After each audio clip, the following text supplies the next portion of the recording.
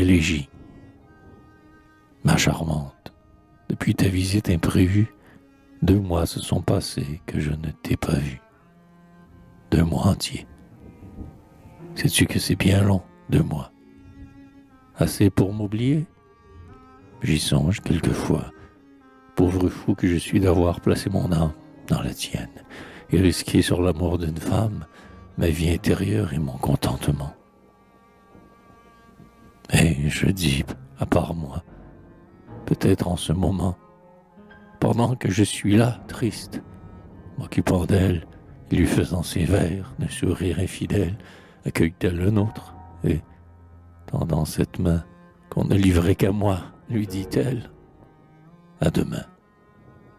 J'ai beau me répéter que c'est une chimère, cette pensée est là, sans cesse plus amère, empoisonnant ma joie et, malgré mes efforts, m'accompagnant partout comme l'ombre le corps.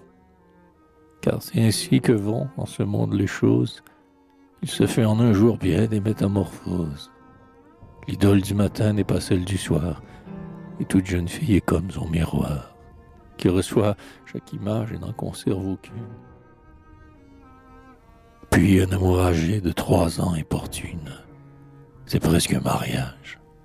Un jour, avec l'ennui, vient la réflexion. L'amour s'en va. Celui qui jadis à vos yeux était plus que vous-même. Celui qui, le premier, vous avait dit « Je t'aime » n'est plus pour vous qu'un nom dont le vain souvenir, contre un amour nouveau, ne peut longtemps tenir. Ce nom, qui résonnait naguère à votre oreille, aussi doux que la voix du rossignol, n'éveille, au fond de votre cœur, de sa faute confus, qu'un sentiment cruel du bonheur qu'il n'a plus. Et comme pour 2 noms, l'âme n'a pas de place. L'ancien est rejeté, lettre à lettre il s'efface, ainsi que le sigil d'un tombeau sous les pas de la foule qui chante et ne l'aperçoit pas. Le cœur qui n'aime plus a si peu de mémoire. On rougit de l'amour dont on se faisait gloire.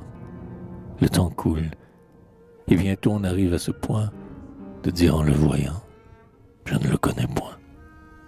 Qu'y faire? Ramener son manteau sur sa plaie, et sous un rire faux cacher sa douleur vraie, dévorer par orgueil les larmes de ses yeux, et déchu du bonheur, déshérité des cieux, est capable à jamais d'un élan grandiose, de toute sa hauteur descendre dans la prose, comme l'aigle blessé qui, sanglant sur le sol, tombe, ne fermant pas la courbe de son vol. Me défiant de moi, malade de l'absence, ne vivant qu'à demi, voilà ce que je pense. Si tu ne m'aimais plus, oh, ce serait ma mort. Mais tu m'aimes toujours, n'est-ce pas? Et j'ai tort. Au lieu de tout cela, sans doute, jeune fille, rêveuse, de tes doigts laissant fuir ton aiguille, vers le chemin désert tu tournes tes grands yeux. Et, portant ta main blanche à ton front soucieux, tu te dis en toi-même, il ne vient pas. Tu pleures. Pleurer fait tant de bien. Et pour tromper tes heures, tu relis tous ces vers où je me racontais, jusqu'au moindre détail, sans phare, tel que j'étais, tel que je ne suis plus et que je voudrais être, car je serais heureux. Mais l'homme n'est pas maître de faire revenir les fraîches passions de l'enfance du cœur et ses illusions si pénibles à perdre et si vite perdues.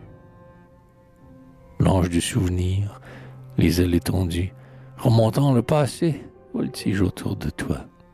Il te souffle à l'oreille une phrase de moi, un soupir, un serment, quelques mots tendres, et pose sur ta lèvre pâlie avec sa lèvre rose mes baisers d'autrefois, mes longs baisers d'amant, pour te les redonner, garder fidèlement.